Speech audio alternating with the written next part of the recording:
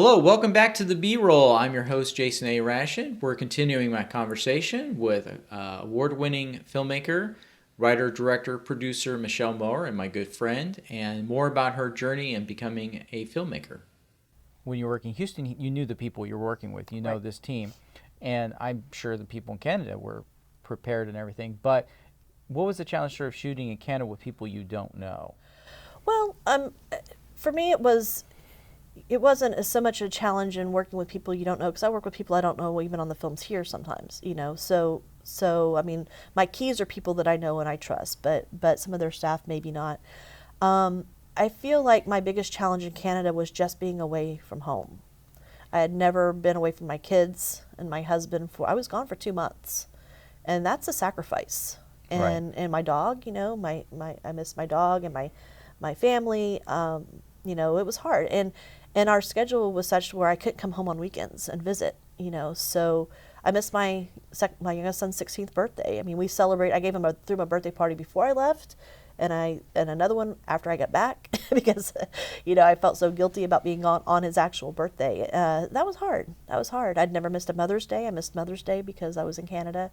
So those were hard days, but it's part of the deal. You want to be a filmmaker. I was really fortunate that I was able to make my first 2 movies here in Houston, and it was just a matter of time before I would have to travel outside of Houston if I wanted to continue directing.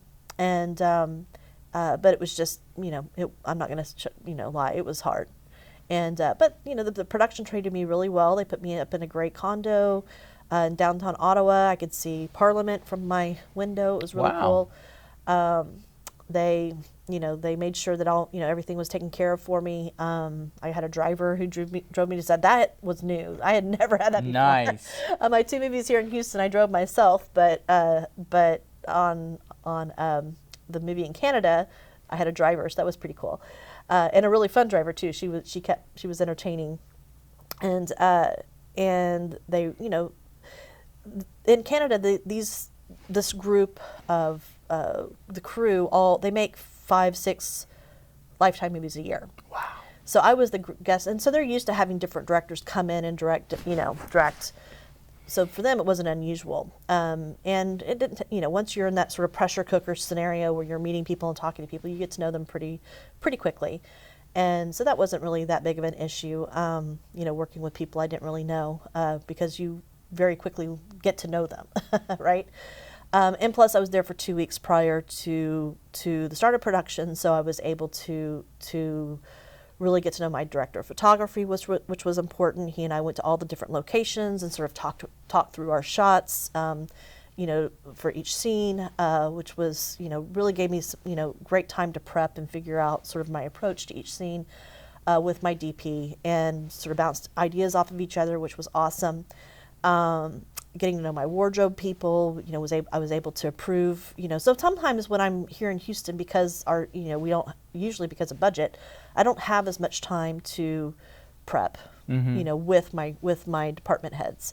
In Canada, they made sure I had that much time to prep, and so I was really fortunate that once I got to set, I'd already had those meetings. We understood very clearly what needed to be done. I understood what I needed I understood what they needed from me as a director to be able to, to make those decisions very quickly. And so, whether it be wardrobe or locations or, whatever. And so, so it really was like working with this very well-oiled machine in Canada. And so I would love to see more, I think we could potentially bring more Lifetime productions here to Houston. The big challenge, of course, being incentives. We just don't have incentives here in the state of Texas that can even come close to competing with the incentives in Canada or in Georgia or even Louisiana, Oklahoma, and New Mexico all around us. So we're at an extreme disadvantage here in Texas, even though we do have an incentive program and we do have some funding for that program. It's the percentage that I would get for the types of budgets that I work in is so low that we're just not even, we just can't even be considered here. So to be able to shoot films here. So unfortunately I have to go outside of the state to make my most recent film, the one we shot with the Never List, shot that in Canada. I mean, not Canada, in Los Angeles. Right. So that's the reality. Right. Unfortunately, I would love to make more films here, though. Right, and I remember you asked. I was trying to help you raise for the Never List a couple of years ago, but in between that, you also decided to buy your own company, Imagination Right. Worldwide Distribution and Sales, and you're the CEO of Right. that. Right. And so one of your first major acquisitions as CEO, correct me if I'm wrong here, was Paint It Black. Is that correct? That was the first, yes. Yes. So when I was in Canada filming The Preacher's Sin, then I got a call from Larry Gable, who I mentioned. And at that point, he had bought the company outright from Pierre. So he was the president and CEO of the company. And they still had the rights to The Preacher's Daughter, my first film. And he basically said, I wanted to let you know that, it's very likely that the company's going to be filing for bankruptcy. And it was heartbreaking because I had an established relationship with Larry and with Imagination Worldwide. I loved working with them. I felt I could trust them, which is not, always the case when it Correct. comes to distribution and sales companies, right? So I felt like I could trust Larry. And so we started conversations about trying to help him raise money so that he could take the company out of bankruptcy, and he and I would work together to sort of restructure the company in a way to make it to where we could address some of the shortfalls in revenues. So the reason why the company fell into bankruptcy is because they had been very heavily reliant on a vast majority of their income came from home video sales, DVD and so forth. Well, the home video marketplace just crashed. I Right. mean, in a matter of a year or two, was gone.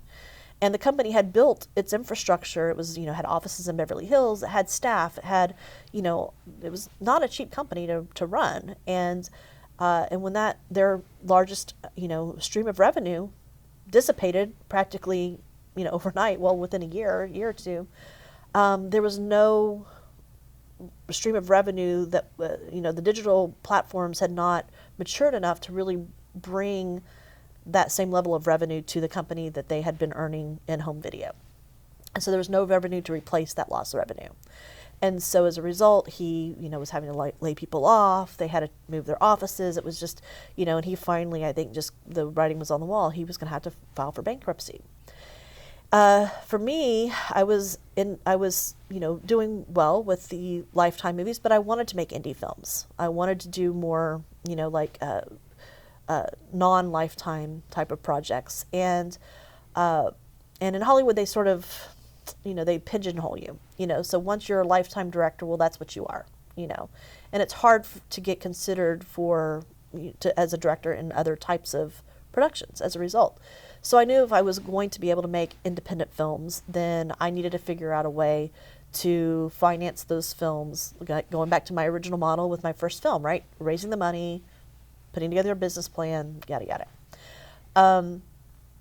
The problem is it's really hard to find investors, real investors for films, without having some type of distribution already in place, or some guarantees to that investor that you're going to be able to return their money, that you're going to be able to earn money on what they're investing enough to pay them back, plus a healthy, ROI, right? So I saw an opportunity here. I said, okay, well, I have an established sales company that's been doing international sales for 14 years. I trust them. I worked with Larry. I trust Larry. What if I came in and invested and basically bought the company, took ownership of it, but kept Larry on, and then brought in some other key people, including Orly, who I Right. mentioned earlier, who's our general counsel and has been a distribution advisor, from the very beginning, and others who were industry experts. So the idea being, take the struggling, sales company and restructure it in a way to where we lower the cost, but then we also rebrand, moving away from what they'd traditionally been selling, which were genre films, horror, that kind of thing, and focusing heavily on female-driven, female-directed content, because I felt there was a need in the marketplace for more female-directed, female-driven content. There still is. So that's what we did. I bought the company. We rebranded. And our first acquisition was Paint It Black, which was the directorial debut of Amber Tamblyn, actress Amber Tamblyn, who you may remember from Joan of Arcadia back in the 90s. So she's Sisterhood of the Traveling Pants. Sisterhood of the Traveling Pants, exactly. And so she's a real filmmaker in real life now. And she directed this first feature film. It was beautiful, beautifully shot. Oh, yeah. Stars Alia Shawkat, Janet McTeer, Academy Award nominated actress. Alfred Molina, who you know from Doc Ock and everything. Yeah, he's in everything. And so a really incredible cast, beautifully shot. And so we took on the rights of that film. And but we didn't just take it on as a foreign sales agent. We added distribution to the company to where we could actually take that film and put it in theaters and get it on VOD and get it into the marketplace and all the various possible places that you can put a film in the marketplace now. So the film premiered in New York and went on to a theatrical release in Los Angeles and 20 plus other cities around the country. It then subsequently was on VOD, so you could rent it on Xfinity or Spectrum, Cox Spectrum, whatever your VOD provider. iTunes. Yes, it's on iTunes. Vimeo, Vudu, all of those, right? So we did a 3-month VOD release, and then after 3 months, then it was acquired by Netflix. So now it's on Netflix, so you can go watch it now if you want. And so that was our first acquisition. The second acquisition for the company was a film that premiered at South by Southwest in 2017 called The Light of the Moon, also female-directed, stars homegrown actress Stephanie Beatrice. Yes, I was so excited that we got a film that starred an actress who grew up here in Houston. That was amazing, but it was most people know Stephanie from her role as Officer Diaz or Detective Diaz from Detective Diaz from Brooklyn Nine-Nine. Right. And but this is a very different role for her, sort of a dramatic turn, and she plays a woman who's struggling with the immediate aftermath and long-term repercussions of sexual assault. And so when we acquired the film in May of 2017, after South by Southwest, our strategy was, how can we use this film as a platform or sort of a springboard for starting conversations about sexual assault. Right. Little did we know right. that another distributor by the name of Harvey Weinstein would beat us to the punch. Right. So amazingly, the film was released in November of 2017, 2 weeks after the Harvey Weinstein scandal broke. So right in the middle of the Me Too, birth. Yes, exactly. Right in the middle of the Me Too buzz. We were releasing a film about sexual assault, and so we've got a lot of media attention with that film. Again, it was released premiered in New York, subsequently released in Los Angeles, was here in Houston. It was in dozens of cities. Did the UN ask you to come and show the film? Well, okay, so what happened was the film, when it premiered at South by Southwest, someone with the UN's Women's Council saw the film. They were at South by Southwest and they saw the film and they reached out to the producers and they said, "We love this film. This is exactly exactly the kind of film that we want to help promote, because the UN Women's Council is very focused on sexual assault of women around the world, right?" And so they came to us and they said, we would really love to be able to show this film at some of our women's conferences around the world to help get those conversations started about how to deal with women who have been sexually how to be support network to them, because the sexual assault happens at the very beginning, but really what the film is about is how do you deal with it on your own, or how do you allowing people in your world to come in and be a part of a support network to help you heal. If you try to deal with it on your own, it's going to be harder for you. But at the same time, it also shows those family members and significant others it's a good conversation starter on how to be a advocate Right. for a woman who's been through that situation. It also shows, how do you, after having something like this happen, how do you become intimate with your partner again? Exactly. Even though your partner is being very supportive and loving, it's never the same again. Exactly. And it was done very tastefully. Absolutely. I thought you could have, and I think that's because it was directed by a woman. Yeah. And she had a lot of conversations with the two stars about how we're going to do this. Stephanie had some, because I heard in an interview, she had some reservations about that, and because they didn't want to be gratuitous. Right. And so that's one aspect of many aspects of the film I really enjoyed. And I think that's where, being, having a female director can really, make a difference, because, even though, the director had not personally been through that experience, she had a sensitivity about the topic and about and she'd gone through that scenario in her head as she was writing the screenplay, dozens and dozens of times, trying to put herself in that scenario so that she could write this beautiful, authentic, sort of character study, quite frankly. And she did and Jessica Thompson, the director, did an incredible job. And so so we were able to release the film theatrically in a couple dozen cities around the country at AMC's, Alamo Draft Houses. It was at Alamo Draft House here in Houston, and then subsequently again went to VOD, and now it's on Amazon. So Amazon acquired the rights to it, and so now it's digitally streaming on Amazon. So if you have Amazon, Yay. you definitely need to check it out. Definitely check it out. You can watch it on Amazon now. So yeah, we're really proud of that film, and really both of these films, but in particular Light of the Moon, they were small films, very modestly budgeted films. But what they did is they allowed, because they got distribution, they got theatrical nationwide distribution, even though it was a small release. It wasn't a wide release. It was a very niche release in many ways. It still allowed those directors to go on and get work as directors in other mediums. So Jessica, who directed The Light of the Moon, recently wrapped on a TV series that she directed in her home home country of Australia, and I know Amber's in a couple of programs right now. She's working her way into doing more directing on television as well. So it's really fantastic to have been a part of those women and their journey as filmmakers. Just as I had my own journey, they've now had their journey, and I was really honored to be a part of their journey in that way.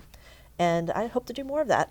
Right, and that's one thing I love about Imagination, is because both these films, Painted Black and The Light of the Moon, were not your traditional stories. Correct. And these were women's stories. Yes. And you were able to give them a platform to tell these stories, and I probably would not have seen these films if it wasn't for your connection with them. And I'm so glad, because I really just thoroughly enjoyed both films. Well, I appreciate that. So thank you so much. Of course. You were the CEO of Imagination, but also you were like, I want to go on and direct, and that brought us to the Never List. Correct. So I never intended to stop directing, Right. or writing, or any of that. I mean, that was, to me, the distribution was intended, only the distribution and sales company was going to support that continued effort to make more indie films, indie type films. So I was very focused on directing a teen film. I don't know why, I just got a bug in my head. I want to direct a teen film, right? And I grew up on watching John Hughes films, and that was a genre that I felt like I wanted to explore, especially like teen dramedy, like some of the incredible films that have come out in recent years, such as Edge of 17, Right. and so forth. So I set out looking for a screenplay. I logged onto this site called inktip.com. This was been probably 4 or 5 years ago, and I found this beautiful screenplay called The Never List that was written by this woman named Ariadne Schaefer out of Los Angeles. And so I read the screenplay and just fell in love with it. I fell in love with the characters. I fell in love with the story. A beautiful story about a young woman who, finds a very unconventional way to deal with the loss of her best friend. And so we, I set out to acquire the rights to the film. I was able to option it. Became, sort of worked with Ariadne to make sure, to do some rewrites on the screenplay, and through that process, she and I became, respected colleagues in many ways. And so when I bought Imagination Worldwide, at the time, Ariadne's job, it still is her job actually, was she was the in-house accountant for Castle Rock Entertainment. Oh, okay. Which you've heard of, Rob Reiner and so forth. And so when I bought Imagination Worldwide, I needed an accountant. And so I said, well, would you have time to also be my accountant? And she said, of course. So she became accountant for both Castle Rock and my company. And I was very fortunate to find her because she's amazing, both as an accountant and as a screenwriter. And so we've collaborated always with the intention of, making this movie. And so I promised her at the very beginning that we were going to make the movie. And sure enough, this last year, we filmed it, like I said, in Los Angeles. Have an incredible cast led by Fievel Stewart, who some of you may recognize from her role on the Netflix series Atypical. Mm-hmm. And then her brother, Boo Boo Stewart, who's very well known for his work in the Disney space. He was on all the Descendants movies that are very popular. He was also in the Twilight movies, so a lot of. Those were successful. So in addition to Fievel and Boo Boo, we also have the cast round out with Jonathan Bennett, Keiko Agina, who's some of you may remember from Gilmore Girls. The best friend. Yes, the best friend in Gilmore Girls, who is wonderful to work with. I love her. So yeah, just a really incredible cast, and I'm really proud of this film. We're still in post-production. We've locked picture, but we have some animated elements that are being worked on right now, and so my hope is that we'll have it finished by the end of September, and we can start putting it out in festivals. Yes, and The Never List and The Preacher's Sin were not filmed here in Houston because you said the tax incentives, but you are part of a task force that is now trying to bring more things here to Houston. Correct. Do you want to talk about that? Sure, yeah. So I think we're still trying to figure out our name for this task force. Right. But the working name of the group is the Houston Entertainment Industry Task Force. And we're working, we're not like an official task force of the mayor's office or anything like that, but we are working very closely with the mayor's office and with the Houston Film Commission here in town to figure out ways to rebuild our local film industry, which has been lost due to largely lack of film incentives in our state. And without going into too much details, there are a number of reasons why we've just completely lost our film industry here. I mean, you're either very low budget indies or commercials and industrials. Correct. Industrials being productions that are for corporations, and largely those productions are happening in-house. Right. They'll have like an in-house video production team.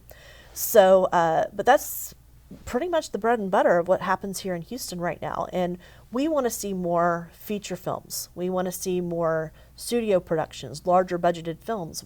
We want to see more television network series. Austin has a couple of TV series that film there, The Sun and Fear the Walking Dead. Dallas has, traditionally been, a destination for television series, going back to TV series Dallas, right? So Houston just has never been able to attract those levels of production, at least not since the 90s, and it's, like I said, largely due to incentives, but also just loss of infrastructure. We don't have a large-scale production studio space here, for instance, that can accommodate, a big budget movie or a TV series. And so the task force is working on finding solutions to get a motion picture and television studio built here in Houston. That's one of the things that they're tasked to do. The other thing is figuring out ways to provide local incentives to supplement the state incentive to get those productions to get here. So those are conversations that are being had with the Houston Film Commission, with the mayor's office, and figuring out a way to locally draw those productions. So it's really important what this task force is doing. It's very organized.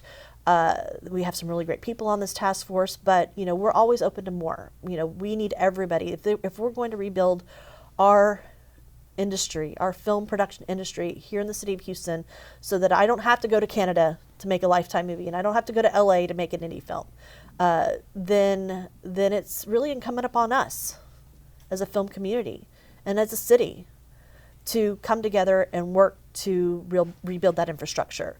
Rebuild our crew base. Providing educational opportunities for kids coming out of high school and out of our local film schools. We have several really great film schools here in Houston, but they graduate and they go off to LA and New York or Austin or other places where there are stronger film industries.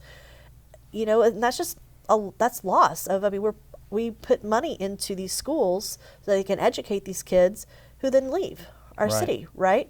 So that's on us. We as an industry here in Houston have to figure out how to get organized and how to work together to rebuild what we've lost. And we need more vendors. We need more motion, like production vendors. We need just a whole slew of things. And so the Houston Entertainment Industry Task Force has identified those deficiencies in our local industry and are working in a very concerted effort to address those deficiencies, and so that hopefully within the next year to 2 years, then we can be a viable destination for motion picture and television productions. Well, thank you so much for doing that. Well, absolutely. We do like to put a spotlight on independent films. We like to give shout outs to independent films. Is there an independent film you've seen recently you'd like to tell our viewers about? Houston. So I was a jurist on the Q Fest. So I saw all the short films. I was a jurist on the short film competition. So I saw all the short films and some really incredible films from there. One short film in particular that just really hit me right here was called The Orphan. So a film out of Brazil. That if you can see that, figure out how to get your hands on that film, I highly recommend it. It's just a beautiful film. As far as feature films, there was a documentary called "Why Can't I Be Me Around You?" Right. That was the closing night film at Q Fest, and just again, just emotional gut punch of a film, and that's what filmmaking does. It exposes you to people and stories that you don't see and get exposed to every day, and it helps you grow as your own sense of empathy and understanding about people who are different from you. And I think we need that more now than we ever have in our society. So independent films really are a way for you to put yourself in other people's shoes, people who are very different from you, and if the filmmaker does their job right anyway. Well, I think that's a great place to send off. Thank you so much for everything you do for the community, for stopping by on the B-roll. Appreciate it, and we'll probably have you on again after the Neville list is complete. So thank you. When. Thank you so much for tuning into the B-roll, and I hope you enjoyed today's show. If you're not, I'm sorry, we did everything we could. But thank you so much, and keep supporting independent films. Again, I'm your host, Jason A. Ration, Michelle Mower. And until then, have a great day.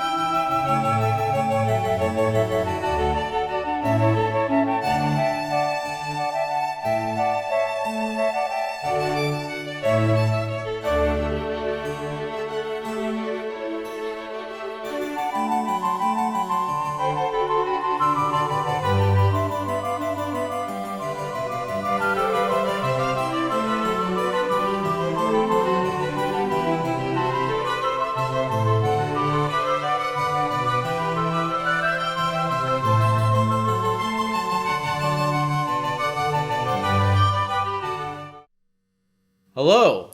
Thank you for watching HTV. I am Jason A. Ration, host of the B-Roll. Catch us every Wednesday and Sunday, 7:30 a.m., 7:30 p.m. as I interview local filmmakers and actors and artists and what they're doing creatively here in Houston. Catch me this week as I interview composer and sound man Scott Sabo, making a difference here in Houston. Again, the B-Roll on HTV, 7:30 a.m. and p.m. on Wednesdays and Sundays. Catch ya.